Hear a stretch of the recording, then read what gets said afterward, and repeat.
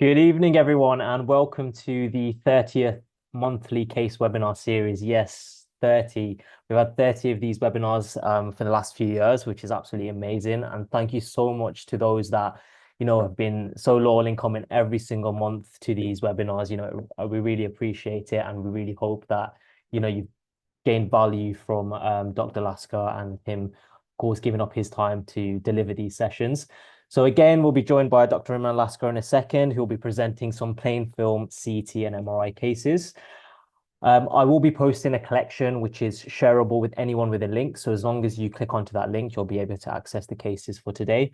Please do follow along and use the chat box for any questions that you want to ask Dr. Lasker. If there's any problems with the collection, accessing the collection, or any issues with Zoom, just drop me a message in the chat box, or you can email support@cmrad.com.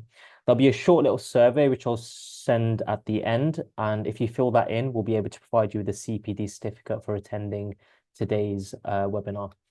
So with no further ado, I will pass you on to Dr. Lasker. Hi, everyone. Welcome to the 30th webinar that we're doing. Really happy that we are doing this. I'm going to open the chat so we can also chat. And also there was a Q&A section, which I can't find. So it'll just be the chat, I think, that we'll do. Okay, so I'm going to keep an eye on the chat as always. For those that don't know, we're going to run through a whole load of cases together. There's going to be a variation of cases that we have. Some are more difficult than others, and hopefully everyone will learn something. It's kind of a quite chilled out affair. I'm not suited and booted. This is just kind of for enthusiasts who are into radiology and like to have a bit of going through cases and stuff like that. And I also say I don't always get it right, so I always appreciate when someone teaches me something new as well. So let's go for it. And I didn't realize, yeah, we're now up to number 30. So I think we may be catching up or caught up with the age of Danish. So that's kind of cool. Right. Okay. Let's have a look at this case. And we'll start off. And obviously, the way it works is that you can write whatever you want. I'll kind of keep track of things. And I'll also go through this as if I've never seen it before. Some of them I haven't seen in a while, to be honest with you, because that's how organized or disorganized I am. So sometimes I'm trying to work it out on the spot as well. But I will show everyone how to work it out from sort of first principles, how I would look at it, and how I would teach anyone to look at plain film. So hopefully by the end, if you went through all the lectures that we've done, you'd probably be quite a highish level by now, I hope. And I'm hoping actually one of these days you'll be able to actually look at a scanner, but you know what? Imran told me something about that. I remember that, and just maybe tweet at me or something. That'd be really cool. All right, so let's have a look at this X-ray. What do we think is going on here? So this lays shortness of breath, and someone is going on with dislocation of the shoulder. We can look at that in a second, but we have to look at, the reason we've done it is because of shortness of breath. So first off, we just have a look at the lungs and just see if we can see anything grossly abnormal. And you may or may not have seen anything grossly abnormal just yet. Then you look at the cross-phrenic angles, which are here and here, and you really have a good look and just make sure they're nice and sharp, like really, really sharp, like collars on a shirt. And then you want to look at the lung apices, and always say draw a nice little square and make sure the lung markings go all the way to the very, very edges, all the way to the edges. That's the trick. You just have to make sure. If you do think like you see some sort of radiolucency or anything that looks just a little bit abnormal, then you want to follow that line round, because the last thing you want to do is call a scapular pneumothorax and stab someone and end up giving them an actual pneumothorax. That would be kind of weird. And then some of the check areas I always have is behind the heart. You make sure that behind the heart's okay as well. And then you want to look at underneath the hemidiaphragms as well. So someone has mentioned the shoulder. So this is not an ideal view for assessing the shoulder, but I would actually say they are not dislocated, because what you want is a fair bit of overlap between the humeral head, which is over here, and you want to have an overlap between the glenoid, which is over here. And if you need to, so one of the consultants told me, or when I was training, that try and undress things with your eyes, which sounds a bit weird, but you've got lots of lines going on, but you need to sort of try and undress things and readdress them to try and make sense of the anatomy. So when you do that, you can see that's the scapula, that's the glenoid, and that's a humeral head. Now, someone did say it was a shoulder dislocation. Let's have a look at the other side just to make sure. This is the glenoid, okay, and then you've got a bit of overlap going on here as well. So I don't think we've got a shoulder dislocation, but it's a very important thing to look for, because there was an occasion where, there was an occasion where I was at work and someone had missed a double shoulder dislocation from someone who'd fallen down the drain because Yeah, I mean they look symmetrical, and they were kind of basing their opinion on the scan on symmetry, and yeah, they couldn't move their arms. I think they ended up getting a CT head and all sorts because of weakness and stuff. But anyway, they actually had a dislocated shoulder both sides. I assume the way it happened is because they must have been walking and then just fell into the drain pipe, which is like a circular thing, and then maybe like it went up the arms and pulled it off. Anyway, so someone has mentioned that there is an opacity somewhere. So let's have a look at this opacity. And I think you're probably talking about this thing over here, isn't it? So this doesn't not look normal at all. It looks like a quite well-rounded opacity and doesn't look like it's got much in the way of air bronchograms. For those that don't know, what you're looking for is like a straw, like lines which are radiolucent going through it. And I don't think you can really 100% say that on the scan. So the obvious next thing to do, well, hopefully obvious next thing to do would be to do a CT scan to have a look and try and figure out what this is. And this patient, I'm still waiting for that scan, so hopefully that get done soon. But anyway, that was a decent case just to show you what opacity looks like. And also, if you're ever unsure, I said to undress things. So first off, make sure this piece of anatomy, or whatever this is, not anatomy, but this abnormality doesn't associate with any other anatomy. Does it follow around with the ribs? No. Does it follow with lungs towards the hilum? Not really. Does the hilum look separate from this? Yeah, it does. Does it look separate from the scapula? Just try and think of all the anatomy in the vicinity that this could be, and it doesn't seem to correlate with any sort of normal anatomy that you'd be aware of. Therefore, this would be abnormal. It's also asymmetrical as well. That's not there. It's definitely not on the other side. So you can't say they're kind of breast shadows or anything like that. This is clearly some sort of abnormality that needs to be investigated further. So that was a nice warm-up case. I think that was a decent one to start with. So let's open case number two. I always do this little cloud button, by the way. It's very, very useful, just so that it makes it a lot easier when you're manipulating the images. It downloads the images onto the browser, not your computer. It will be gone. Don't worry, your computer should be fine afterwards. So we're having a look at this knee, and this person said as though their knee had dislocated. Quite a common thing for people to say with this particular condition. When we have a look at this, we can see that this is a young patient. We can see growth plates, nice little growth plates here. Don't mistake them for fractures. They're very, very well corticated. So what we'll do, we'll just zoom in just to show you what I mean. You zoom in and just make sure that it's a nice sclerotic or whitish line that goes right to the edges and all the way to the edges as well, and also kind of conforms to the lines that you'd expect a growth plate to be. Now, interestingly, I got recently asked about an elbow X-ray that we said there was no fracture. Someone else had reported and they asked me to review it. There was no fracture, but they were worried because they felt as though there could be some fragmented appearance to the medial epicondyle of the elbow. And what people don't really realize sometimes is that when you get ossification centers, they kind of ossify in like little dots. They don't kind of ossify like a circle all the way around or something like some sort of whirlwind or something. They kind of dot, and then they become one ossified mass. And so just don't fall for, if anything looks particularly fragmented, but it correlates with an ossification center, then don't think that's a fracture. Think about, oh, could this be an ossification center? Has anyone seen anything on this one? Not just yet. So we're going to keep working through this one. So this is the AP view. One of the things I always look for when you're looking at young patients because is the tibial spines over here, right? Definitely the intercondylar notch, because what can happen is that their ACL, their anterior cruciate ligament, for those that don't know, it's a ligament that kind of grows like this and sticks there. And this is the one that a lot of footballers, unfortunately, will get torn and that kind of thing. That can tear, but with pediatric patients, their attachment is not as strong as the tendon itself or the cruciate ligament itself. So that can actually avulse and come backwards. You may see a radius line going over there, and this can actually displace quite significantly. But here we can't say that there's any significant displacement of the intercondylar notch. Everything looks okay from that point of view. Let's zoom in a bit and just have a look around the entire femur. And actually, the tibia looks pretty good. Doesn't look there's much going on here. You want to look for any sort of bony fragments on the side here because that could be a Sagon fracture. I haven't seen anything like that either. And you also want to look for any sort of line or kind of horizontal line going across like this, and that would be lipohemarthrosis. I don't think we can see any lipohemarthrosis, but we can definitely see a fair bit of fluid.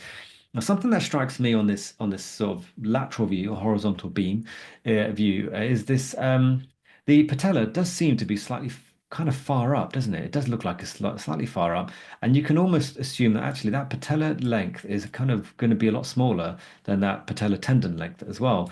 So someone's going for Osgood-Schlatter. Osgood-Schlatter. So oh yeah, T. I always when you say Osgood-Schlatter, I remember how it's spelled. So T and T. So that's going to be tibial tuberosity Osgood-Schlatter would be around here, and you'd be looking at a lot of sort of inflammation around here. And I can see why someone has said that there is potential Osgood-Schlatter because the patella tendon doesn't look quite right, does it? It looks kind of quite abnormal. Oh, the Q&A. Oh, I found the Q&A. Okay, fine. Let's pull that across to this way as well. Sorry about that. Is there a swelling of the OS? What's OS? Os. Um, anyway, so that's not fragmented enough, and I don't think there's enough focal swelling around here. But yeah, I agree. There's a fair bit of swelling. There's something very, very abnormal about this patellar tendon. So now we've got to start thinking, okay, let's have another look and see what's gone. This patient said they felt as though their knee had dislocated. And so now what you want to do is try and look at this patella here. And it's not the ideal view, but I think that patella is somewhere there. So it feels like it's slightly laterally across. And actually, when you look here, this doesn't look quite right. It should really be a circle, shouldn't it? Like this.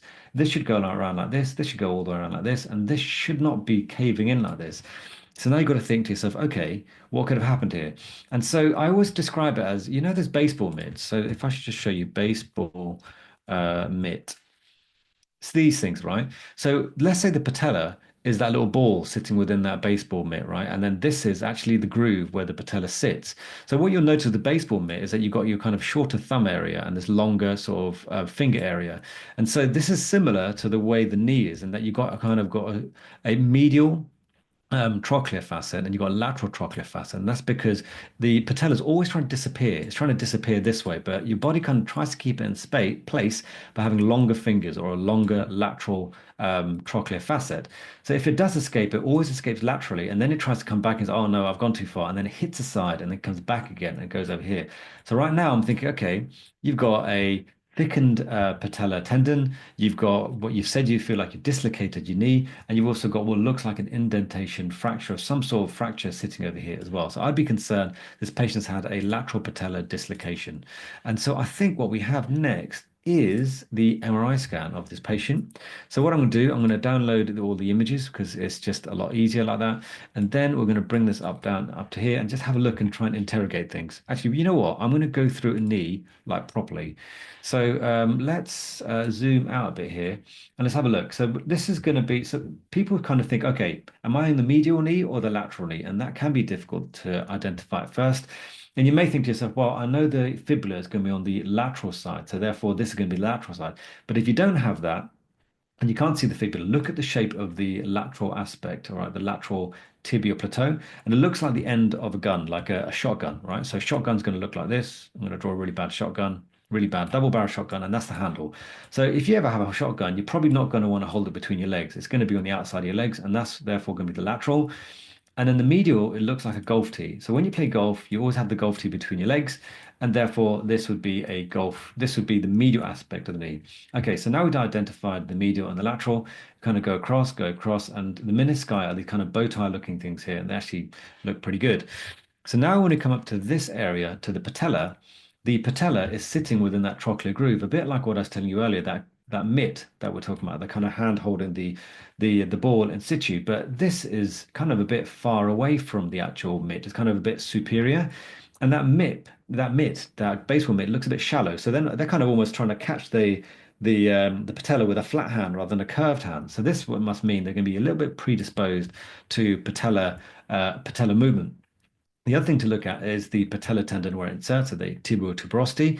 If this was a Osgood-Schlatter's syndrome, then you'd have a lot of edema around this area, but this actually looks okay. But if we follow this up, you can see that actually there's quite a fair bit of a distance between here and here. So that may result in a bit more predisposition for someone having a dislocated patella.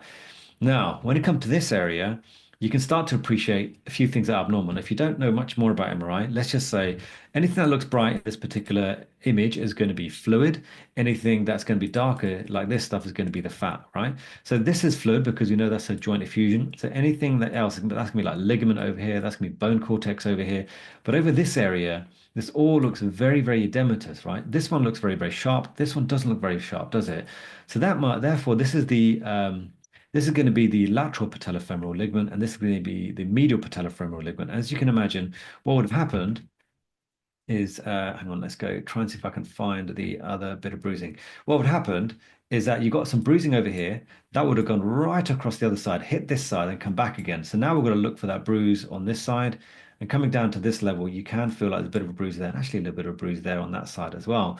And actually, when you come to this medial aspect of that patella, that all looks very discontinuous, doesn't it? This looks doesn't look completely normal. And there may actually be a fracture here. So that's something else that can happen with the patella. So I find T1 weighted images really good to look for fractures. And actually, can you see that? That's your patella there. And there's actually a bit of patella just there. So this is a fractured patella secondary to a lateral patella dislocation. And yeah, someone's right. They've said is the patella tendon thickened? Very much so. Can you see that patella tendon? It should be very, very black, like all tendons should be, but this looks very, very bright. There's a lot of edema around the area, and we've got a fracture as well. So this is quite a nice case where you've got a plain film X-ray to work from, and then, oh yeah, and someone's saying, is a superlateral Hoffer's fat pad impingement? Yes, there could be, but they're going to be pretty edematous there anyway, I would say. But you are correct. That is a place that you would be looking for. Impingement would be in the superlateral aspect of Hoffer's fat pad. People who don't know, this is Hoffer's fat pad. So the thinking is, if you've got a maltract patella, it starts to squeeze a bit of the fat over there, and it can get a bit of edematous. In this particular one, it's edematous everywhere. I mean, what came first? Is it the edema from Hoffer's fat pad or the actual injury? And actually, can you see all this stuff? You worry there could be a little bit of hemorrhage actually from that fracture or sitting around the area there as well. So yeah, thank you for that. Let's have a look at, oh, I've got an elbow today. Okay, cool. Again, let's download the images and have a look. So let's give you guys a couple of seconds. What do you think? We're having a look at this one. They come in, this turns up on your plain film file, and you're just zooming through your reporting, and you may say, yeah, normal, not worried. But actually, this doesn't look normal at all. This looks very, very abnormal. When you look at this, you have got, so let's zoom in. Let's zoom in first. Let's zoom in. No one's giving me answers just yet. Okay, let's have a look. So one of the things I always look for is going to be that radial head. I try and make sure that the radial head looks completely normal. So the radial head here looks like it could be okay. Around here starts to look a little bit uneasy. I mean, it looks like there could be a line, but I don't think I could really convince myself there's much going on with that radial head. But that's usually where you'd get fractures. But there is a line going like here, actually. Let's zoom in. Let's have a look. Let's see if we can convince ourselves. Because you've got to try and explain every single line, can't you? And that one could be trabecular pattern. It may not be a fracture. I can't convincingly say I can definitely see a fracture. Maybe there could be a sclerotic line like here. Could that be impacted? Could that be a fracture? Difficult to know at this point. And someone has said, is there a joint effusion? Let's have a look. So joint effusion, you can have joint effusions, but this effusion looks a bit different. So you've got a bit of fluid there. You can see sort of fat material there. But this one looks a little bit denser around it, almost kind of spherical. So this is not just a normal joint effusion. There's probably some hemorrhage or something like that going on here. Now, the joint effusion you shouldn't see is the posterior fat pad. You shouldn't see any fat here. So this is what fat looks like. Subcutaneous fat looks like that. You shouldn't get fat in the posterior elbow. There should be a little valley where all of this sort of sits and hides. But if you get hemorrhage or from an injury, that pushes the fat outwards and you have something, some sort of posterior fat pad. So there's clearly a fracture somewhere. Some kind of supracondylar fracture does exist. So we have to look a little bit closer to try and see if we can find it. And this is where I kind of feel anyway, that there is a little bit of impaction, that radial neck, right? It doesn't look quite right. There's a bit of overlap here as well. That doesn't look quite right. I can't see a radial head fracture like I thought I was concerned about. Sometimes you get a supracondylar fracture here. You may see something here. You may see something here. You may see something here. I don't think I convinced you seeing things. So I would suspect that this is going to be the culprit for the posterior raised fat pad that we're seeing here. So good. Yeah, someone's picked up the joint effusion. But make sure when you say that you mean this one rather than this one, this is the giveaway. This is going to be the one that tells you there is something up. And at the very least, if you see nothing else but a posterior raised fat pad, then you say there's some kind of supracondylar fracture, haven't been able to identify, may need to end up getting an MRI or a CT scan for further investigation of it. Okay, let's have a look at this one. So I'm pushing myself out my comfort zone to do a CT angiogram, but I thought it was interesting enough. I thought it might be good, especially for some of you guys who are radiographers who do these things, and some registrars who do join us for these talks. I really appreciate, I mean, I really like the fact that we get so many people coming to this. So let's have a look. So this is an angiogram. We've got the aortic arch and the carotid vessels. And at first, you kind of, what I do anyway, I just do one scroll through. For those who've been to my talks before, I always do one scroll through on the off chance there's something major going on. The reason I say that is sometimes you're going to be around here and you think, oh yeah, what's that? And you start looking around there and you start thinking about it. Maybe you Google it, you Wikipedia, maybe call your friend. Meanwhile, they've got a massive aortic dissection sitting out here, you know? So you just got to be careful. Make sure that there's nothing huge before you start focusing on the minutiae of the scan. So where are we right now? So we've got the aortic arch, and we are going to be coming up to the common carotid arteries, and they split, don't they? Split on both sides, right? So let's go to this side first. So right common carotid artery is here. It's coming upwards. It should split nowish. There you go. So this is too bright. This is way too bright to be able to see whether there's anything else going on. So if you want to go to bone windows, if you want to change it to a different one slightly, that's fine. But now you've got your bit of a bifurcation, a bit of atherosclerosis just sitting there. So let's zoom in a bit. Can you see that bit of this whitish stuff sitting here? That's going to be atherosclerosis, but it doesn't look like it's obstructing. A bit of breathing and movement artifact here. Then you've got your internal carotid artery, and then you've got your petrous portion of your carotid artery here, and then it goes off to the sulcus Willis, your anterior, in the posterior branches, and all the rest of it. And you can see the MCA going off this way. And actually, I think it looks okay, doesn't it? Going off this way, it all looks okay as well. And then you want to have a look at the vertebral arteries as well. So this is very important to look at vertebral arteries.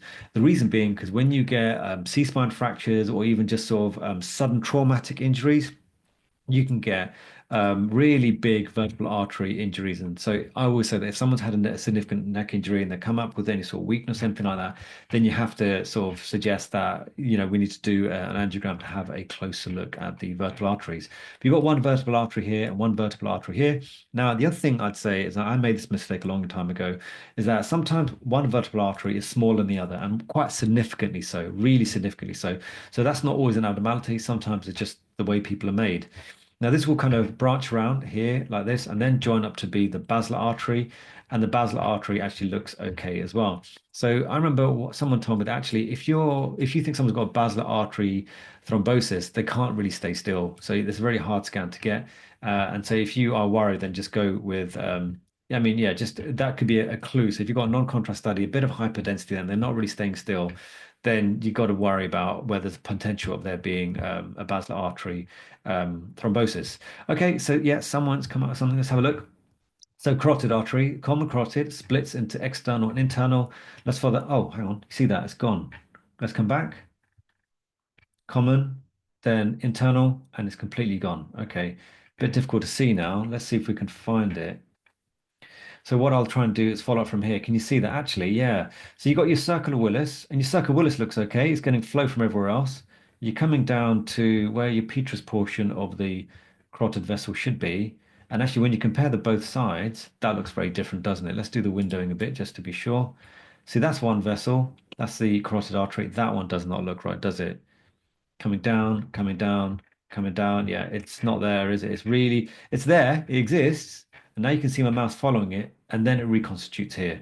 So this is not that they've got an absent one. They've got a complete thrombosis of the left internal carotid artery coming into here. Thankfully, they've got enough collateral flow. Sorry, I mean collateral flow from the other vessels to ensure that they've actually got decent blood flow within the rest of the brain parenchyma at the time of the study. But I know, yeah, the other things you want to do is just have a good look at everything else, because you just never know with any of these scans that you do. Yeah, you never know with any of these scans. Just have a look at lung apices. They look like maybe a bit of a smoker, bit of central lobar emphysema.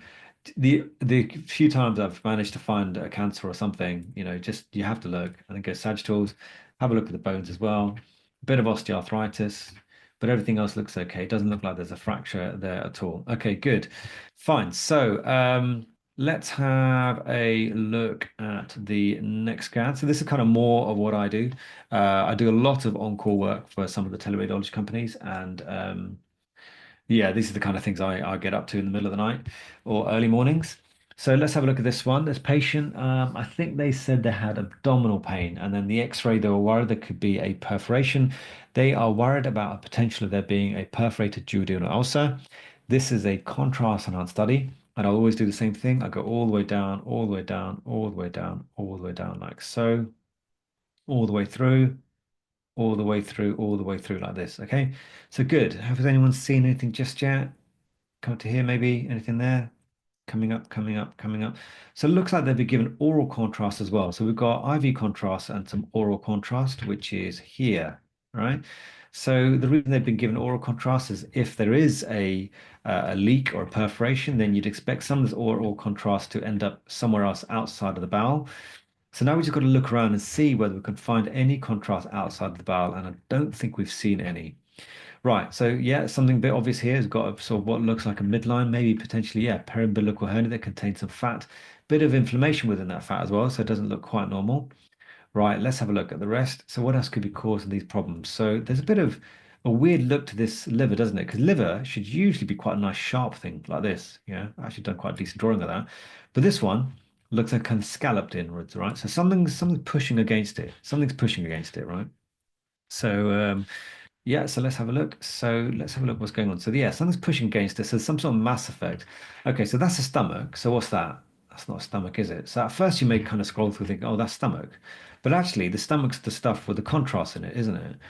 So there's something else going on. So there is something else that's sitting over here like this, going all the way around. And actually now you follow it, it goes all the way around like so and all the way around like so. And if this looks like some sort of food material or fecal material. It doesn't look like it doesn't look like blood at the moment. It just looks like some sort of collection outside of the body. Okay, so outside of the bowel. Okay, so now let's have a look around, see if we can find any more. Is that part of a collection there, or is that a bowel? That looks like bowel, doesn't it? No, that's more collection. So see this collection goes down this way, down the abdomen, down all the way down here, all the way down here, and then towards here as well. So this collection's kind of this quite large, encompassing that kind of scoots around one side, goes to the other side, all the way to the upper abdomen as well. Right, so let's have a look at the lung windows. So lung windows are really good to try and look for any air that shouldn't be, which is outside of the bowel, right? So obviously we know that this is some sort of weird collection. And let's have a look around and look, there's a bit of air located there, a bit of air located there, a bit of air located there, a bit of air located there as well. Yeah, there's no air anywhere else. So this is the thing, right? I can't definitely say that I can see an active perforation right now. So whatever's going on, yeah, I'd say is sealed because at the moment what we have is contrast that we've given, but no contrast outside the abdomen, and we can't see any localized or locus of air anywhere. But the fact that you've got quite a lot of air within the upper abdomen and the majority of the collection is within the upper abdomen, you'd have to play the odds and say something like, there's a large upper abdominal collection. It looks like there could be food or fecal material within it. Majority of this is within the upper abdomen. This would be likely to be keeping with a perforated duodenal ulcer or a gastric ulcer, but you can't identify the exact spot where it came from. So I think with this one, they ended up putting a drain in with interventional radiology, and I haven't. I think I don't have any other scans to see whether they've got better or not, such as the nature of radiology. But I thought it was quite a good case because sometimes you got just got to be careful that you don't mistake that for bowel because it goes nowhere. So bowel always goes somewhere, right? Bowel follows on, follows on. You can follow it forever, but this one doesn't. It kind of just goes this way and then just stops. So that's something you need to make sure that when you see bowel, you follow bowel. If you see something that looks could be bowel, then see follow it all around, see if it follows any normal anatomy. And then, in this particular case, we've seen quite an extensive number of collections. Right. Let's have a look. And so, yeah, thank you for interacting. Yeah, you were right. There was a hernia, but that wasn't the cause of the patient's problems. It was actually the least of their problems. I have had cases where that's all you've got, and you've got someone with abdominal pain. So maybe there's been incarceration of some of the mental fat. I mean, that could be painful, I guess. But this one, yeah, it's not going to be the hernia that's going to be causing all that trouble. It really isn't. Okay, let's have a look at this X-ray. So we'll go back to basic principles that we were talking about earlier, kind of scoot around like this, have a look, have a look, have a look, have a look, and just make sure that everything looks okay from the lungs point of view. So at first you say, okay, well, this half definitely looks okay. This half, this left hemithorax looks a bit weird, doesn't it? It looks like everything's been pulled up this way, this way, this way. Right, so there's loss of lung volume. For some reason, there's some loss of lung volume. What could be causing that? Okay, so let's have a look. Lung apices, there's no pneumothorax, so that's good. The costophrenic angles look okay. That costophrenic angle looks okay. Behind the heart, it's not the easiest thing to see, but I can't really be 100% there's anything behind the heart. Underneath the hemidiaphragms, this looks like a bowel. Is it small bowel? So let's have a look. Actually, these kind of lines don't go all the way across. Maybe that one does, but the rest of them don't. So these are Haustra. So I think we can say it's probably not going to be dilated small bowel. So now we've got to come back to like, why has this looked so small? And yeah, there are people who've just got small left lung and it's been like that for ages. But this one feels like there's a bit of extra linear opacities going along this way, doesn't it? bit like that. Something's up here. Something's going on around this region, right? Okay, so what are we saying? Diaphragm, yeah, could be diaphragmatic palsy, but that's aortic knuckle there, isn't it? That's aortic knuckle. Then what's that thing there? Okay, so we've got the cardiac contour there, but I just feel like could be something going on there. That's definitely the aortic knuckle, right? Is that the hilum? Is that a lymph node? Or maybe are they rotated? So that's the other thing. So they are slightly rotated. So it's going to be difficult, but there's something going on in this area that's kind of feeling like things are going this way. I don't know if I can show you that, but there's just more lines going this way compared to the other side. More linear lines going this way, and there's sort of this kind of thicker band of atelectasis going this way, and there's loss of hemidiaphragm. So we would get a CT scan. Hopefully, I do have the CT scan. Please say I've got the CT scan. I'm pretty sure I did download it. Let's have a look. So as usual, we'll go from the very, very top. This is a contrast enhanced study. Oh, wait for this red line to go across. Yeah, we've caught up. And let's go down. All the way down. Okay, we've gone for the whole body in one phase. Okay, good. Did anyone see anything? Let's come back to the very, very top. Go to the lung windows and have a look. So that sort of oblique fissure looks a bit weird.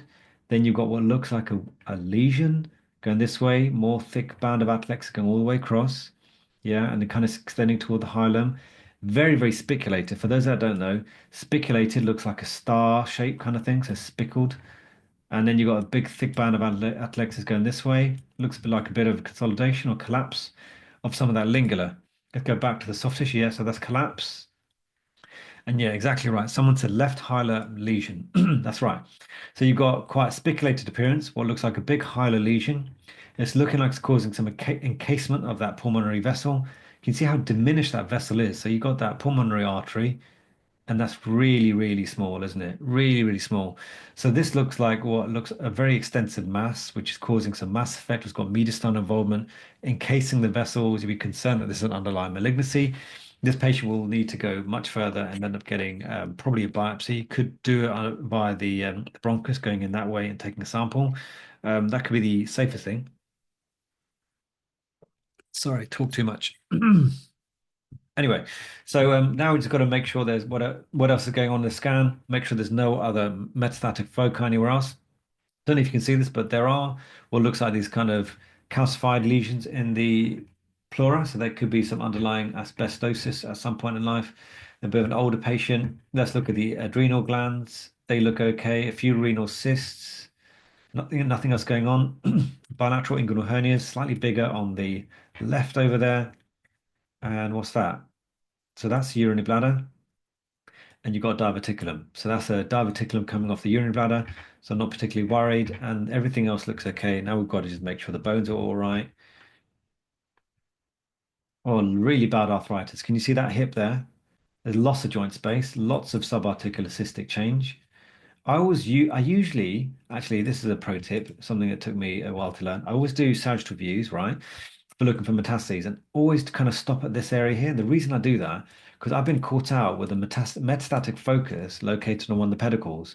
So these days I kind of almost subconsciously do this, stop there, have a look at the pedicles, go around the other side and have another look at the pedicles, just to make sure there's no destructive bone lesions within the pedicles either. But yeah, this is clearly an underlying lung malignancy of some sort, and we'll need to go to the lung MDT. I thought it was quite a good scan. Actually, let's see if we can go coronal. And then one of the tricks you can do to try and so what I'll do for you guys as well is give you a quick tip is yeah, they are a bit skinny, isn't it? But maybe they're a skinny person. Um, so what I used to do is if I had the CT, I'd look at the X-ray and then see if I can correlate the findings, And then sometimes if I saw the X-ray, then I'm the one that said, "Oh, let's get the CT," and then I'd go back and do follow-up later.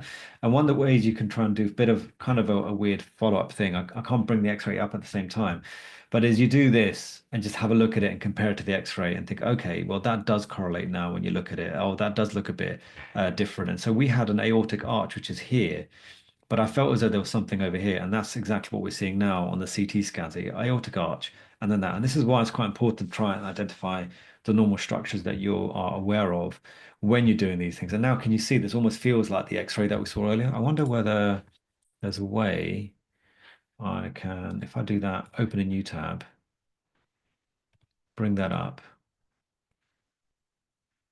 Oh, hang on. So that let's. I just want to try and see if because I put them as two different files. I'm just trying to see if I can put them side by side with one another. I just do it like this as separate windows.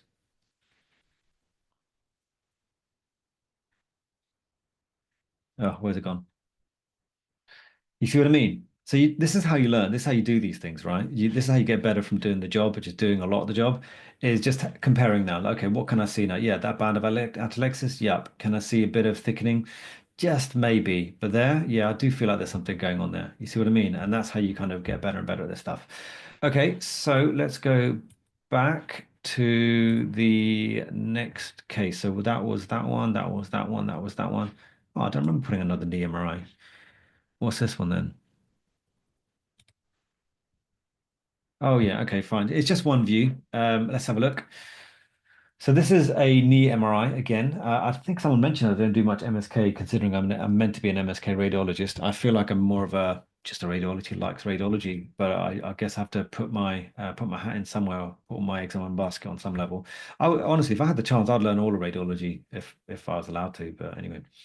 Right, so let's have a look. So we have to try and think, okay, so the fluid is bright, right? So this must be a two-weighted image, but the fat is dark. So therefore this must be a fat saturated image. So now we know kind of where we are with regards to what scan this is.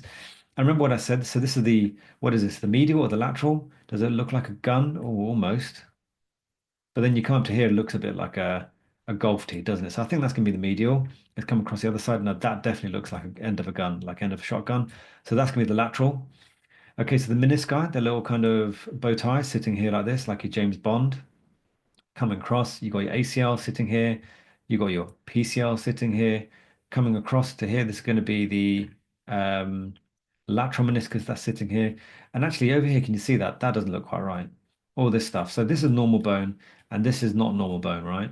Coming up to here, it now looks a lot of edema going this way, all the way up like this, all the way up this. And there's actually a linear line going right deep to this area.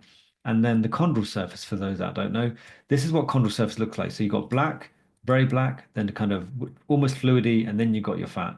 So around here, it does look like there is still a thin layer of chondral surface overlying it, but there is a sort of defect that's sitting here like this, and that's exactly what it is.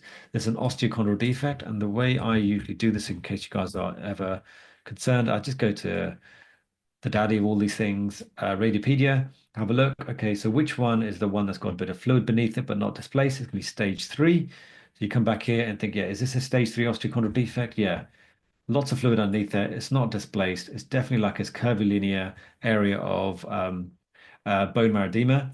And is there, oh, since we're here, should we see if there's any Hoffa's fat pad impingement because someone mentioned it? Probably not, but there's probably some chondral defects located in that sort of lateral aspect of the lateral patellar facet there. But ideally, I want to look at the axial images when I do that. But yeah, this is where you'd get edema is when, when we were talking earlier about patellar maltracking, that can sometimes squeeze the fat within this region, and then you get some Hoffa's fat pad impingement. I did overcall that recently because there was lots of edema or fluid in general in the knee, and I thought there was some Hoffa's fat pad impingement, but yeah, fair enough. Someone said actually it probably isn't, and I agreed probably isn't, and then I had to add an addendum onto that report. Okay, let's have a look. Oh, another chest X-ray. Okay, let's have another look at this chest X-ray and see what we think. So I'm going to give you guys a couple of seconds just to see what you think. Use some of those things that I told you about. Costophrenic angles, behind the heart, lung APCs, under the diaphragms. Check the bones. Have we got anyone to come up and say what they see? See anything abnormal?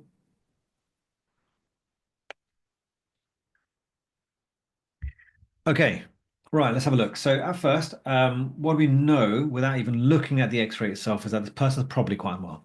The reason I know they're probably quite unwell is because it says mobile, not for mobile phone, mobile X-ray. It's an AP film, so they're probably taken it while they've been taken into hospital. So we are concerned this patient's not particularly well. All right. So what could be causing these kind of problems? Is there pneumothorax or anything like that? Don't think so. Let's have a look. So pneumothorax, yeah, I can't see any sort of lung edge anywhere. This looks okay. Costophrenic angles, they look good. Behind the heart looks good as well, doesn't it? Doesn't look like there's much going on, but behind the heart at all. Lung apices, they look like they're okay actually, but there does feel like there's some added value there. So let's zoom in a bit and pan this way. At first, you think there could be, well, maybe pneumothorax there, but there's no lung edge there at all. So that looks all right. Bones, they all look quite nice as well. Doesn't look like there's anything going on. And at first, you may think, well, this is normal, isn't it? Not much else to say. But actually, someone's done it. Yeah, good, good. So actually, this is what your subcutaneous tissues look like, right? So it should be skin, then fat, and then you've got your bone. There shouldn't be much else going on on this at all.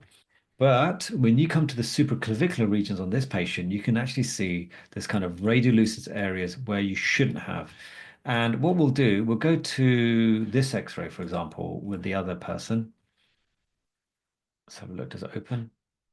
Opening. Come on, come on. Okay, let's just open it. Let's open this one. Oh, okay, that one. Now pay attention to this area, right? This is normal. Come back to this one. That's not normal. Lots of air located there. So yeah, exactly right. Subcutaneous emphysema. And someone said pneuma mediastinum. Yeah, that's quite a good call. Let's have a look. So what you're trying to see is where there's a thin line that is separate from the cardiac contour. And I wonder whether you're right there. There could be just there. I mean, it's going to be subtle. It's definitely there. It does feel like there could be something there. Maybe something there. Oh, it's a tough one. It's a tough one. So, what's happened here is this person was vomiting extensively and came in, and I think they did actually vomit some blood. So, they're very, very unwell at the time. And we ended up doing this particular X-ray. And then we moved on to doing a CT scan. So, let's download this image when I'm allowed to. There we go. And oh, is it downloaded? Okay, red line's gone right across, meaning that we've got, yeah, exactly. Well done. So let's have a look all the way down. Let's go all the way down, all the way down. So at first you're thinking, yeah, looks all right, doesn't it? Doesn't look that much going on.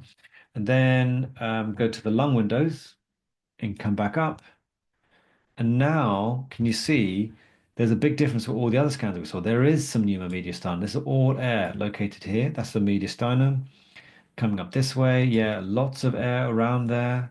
Coming upwards towards the supraclavicular, the anterior aspect area, mediastinal air, now in the supraclavicular regions as well. Sorry, over here, around the neck, or all around here. There's loads of this subcutaneous emphysema. So yeah, exactly right. Someone said it could be Boerhaave. So for those that don't know, when someone does vomit excessively, they can actually cause a rip quite far down. I think I can't actually remember. Is it left lateral? Anyway, it's one of those sides. Someone tell me. Okay, someone we don't know, but you can actually get a perforation, and then that can end up having they can vomit blood, they have this perforation, and then actually by the time they get to the CT scan, they usually you don't always see very much. And if you're still worried, you may want to give them oral contrast and see whether any of the contrast seeps out to the mediastinum or anywhere else. Now on this one, I don't think you can see a focal perforation really, I think. But what we do have is quite a decent going, good going pneumomediastinum, and given the history of vomiting, it's more than likely going to be, yeah, exactly right, Boerhaave's syndrome. Okay, good, good. All right, so let's go on to the next case. So I think I have decided to give you something a little bit. I mean, I feel like we've done quite a lot, a fair bit of cross-sectional imaging. So let's have a look at this plain film. Okay, let's try again. Let's open that one again. Sometimes my internet. Hmm.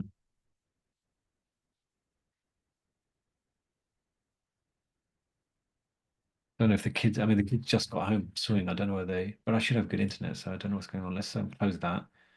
What I'll do, open this one in the background and open this one as well and see if this works.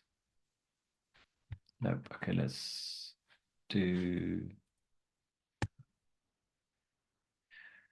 Okay, for whatever reason that X-ray is not working, we may need to come back to that. This is looking promising. Yeah, very promising indeed. Let's have a look at this one. Right, let's just try one more time with that one. Okay, not sure why that's not working. So what I've already downloaded these images. Let's have a look. Okay, let's have a look. What's going on with this one? Scroll all the way down, scroll all the way down. So abdopain, should we say abdopain? Yeah, I can't remember what this one is. Okay, so it's an abdopelvis. Oh yeah, okay. Okay, good. Okay, so let's have a look at this one. This is a contrast enhanced study. We know it's contrast because you can see contrast there. You can see the nice kidneys looking good there, and you've got your portal vein over here as well. So portal vein looks slightly brighter than the aorta, so therefore it's most likely a porta venous image. Now, right, so what can cause pain? So let's have a look at the gallbladder. That can cause pain. That looks okay. Pancreas is leafy looking thing sitting over there. And actually, I think that looks okay. Can't see any fat stranding. That's fat. That's fat. Doesn't look very strandy at the moment. Then we look at the kidneys and see whether there's any sort of renal tract calculus, any inflammation or obstruction. Didn't look too bad at this point. Let's go all the way down, all the way down, all the way down, and yeah, no stone there. Let's go to this one. Any stones? Any stones? Oh yeah, nice. Okay, good. Okay, coming all the way down, all the way down, and no stones. Fine. Let's look at the bowel. Bowel is over here. Oh, hard to follow. Oh, there we go. This way. I think it goes this way, going this way. Upwards, that's going to be the descending colon, transverse colon, I mean splenic flexure, transverse colon, going all the way across, then down to the corner. Can we find the appendix? I think that could be it there because it feels like it stops just there. And that looks okay, doesn't it? Doesn't, and that's the, oh yeah, that's the ileocecal valve, that's the fatty lips there. So at first we haven't seen anything, but someone has said they've seen something. Okay, let's have a look at this left kidney. Zoom in. I don't know if you guys can hear that. My cat, we just got a cat recently and it's just meowing the whole time. A lot recently. Okay, someone told me it's got called heat or something. I don't know anything about cats. Anyway, let's have a look. So someone has said, yeah, you're right. So what we'll do is window this a bit, and that area there doesn't look quite right, does it? It just looks a little bit off compared to the other side. And then as you come along, you can almost feel like if you look at the enhancement of this compared to this looks a little bit dusky. It looks a little bit dusky, right? And that's actually exactly right because you worry that this patient could actually have underlying pyelonephritis. Probably maybe another bit there as well. Sorry, I'm pressing the wrong button. That one there. That looks all a bit off, doesn't it? So yeah, you'd want to check the urine dip, make sure to see whether they've got any nitrites and stuff in there. More than likely they will. They've got what looks like pyelonephritis on that right kidney. And that's how to look at it. Just have a look at that contrast enhancement. Now, I don't know whether if these are thick images, it may not work. So one thing you do want to make sure, this is not a great way to show you, but if it looks like a wedge like this, then you think, okay, it's a wedge in far. But if this kind of looks a bit patchy, like it does, then you're more concerned that this could be pyelonephritis. But because these are very thick images, it hasn't come across that well. Okay, I wonder if the X-rays turned up yet. Oh, doesn't look hopeful. Let's come back. Oh, what happened to my collection?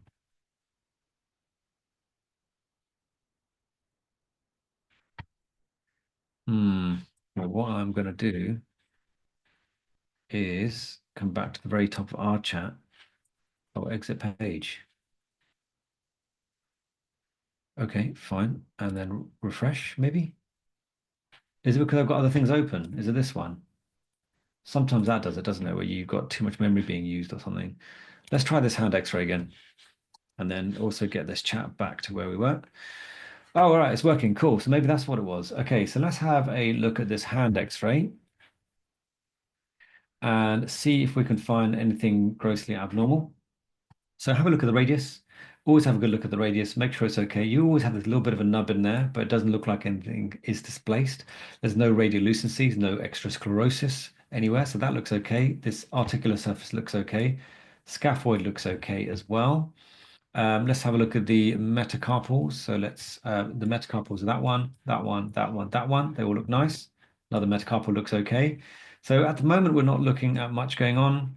Proximal, proximal, proximal, proximal. I always draw around all of these things just to be sure, especially the tips. Always, I say, look at the tips, look at the nail, make sure that they are definitely the nail. Maybe they've got some nice nails on or something. But this all looks quite nice. But then here, can you see that? When you come up to here, I think this person, or it could be, I might be wrong, but I might have jammed it in the door. Yeah, but there is clearly a distal phalangeal or terminal phalangeal fracture of the thumb. Can you see that? That's completely gone. I wonder if I've got any other views of this one. So actually, this one's not the best view. Can you see that? Nails are exceptionally well visualized. Yeah. Maybe they've got some nail varnish on or something. I don't know. I must have said once I had one, I had these little dots here, and I thought, oh yeah, that's really cool. It could be oh, what's the one that gives you punctate? Scleroderma or something. Then I realized no, actually they're quite a nice pattern. There must be nail art or something. But anyway, yeah, so this is quite a significant, quite a horrible fracture, isn't it? This must have hurt. This is, let's zoom into this one. Doesn't look so obvious there, but when you go for the other view, that's right, it's completely gone, completely, really badly fractured actually. And that nail, let's have a look. I wonder if you can see more of that nail. No, okay, just fractured through there. Not nice. Okay, good. So that is a fairly straightforward case. We've done that one. All right, okay. Now I'm gonna just jump to the last one then, I guess. Okay, let's have a look at this one. So, well, this nail looks okay, doesn't it? That's a nail. That looks okay. Doesn't look like a terminal phalanx fracture. No terminal phalanx fracture. Terminal phalanx, all looks okay. Metacarpals, I always make sure I have a look at these fourth and fifth. That's normally where people get fractures. So neck looks okay, bases look okay as well. They all look good. And then you come up to here, scaphoid looks okay. The distance between the two, the scapholunate, all looks good. Sometimes you may see a triquetral fracture. It can be hard on this view. But yeah, exactly. There is something up here. Let's have a look. Let's zoom in. Let's zoom in. Come up to the radius. And remember how last time yeah, there was a little nubbin. That's normal. Could get that. When you look at that radial articular surface, there is a radiolucency this time, isn't there? Clearly, looking along like this, goes down like this, and goes along like this as well. So there is what looks like a fracture. It doesn't follow the lines of trabeculation at all on any level. And when you zoom in, it doesn't look like it's got any particular sclerosis at all. It does look like a very well-defined um, radiolucent line, yeah, with some intra-articular involvement as well. Doesn't look like there's much in the wave impaction, like where you get this sort of the two ends kind of hitting each other and you get a kind of a sclerotic line. And the other thing to make sure you have a look at is going to be the ulnar styloid there, just to make sure there's no fracture there. Doesn't look like there's fracture there. It looks like there's definitely a radial fracture with some radial articular surface involvement. Just make sure you know what they say actually. I said this to someone the other day. It's the most commonly missed fracture is the second fracture. So just be sure, man. You've looked at absolutely, once you've seen that fracture, good. Bank that in your head and look at absolutely everything else. Because as a radiologist, anyway, our job is to make sure we don't miss anything else, absolutely anything else, because, it's not good. But anyway, there you go. I think that is it for this one. And I think that might be it for all the cases this week.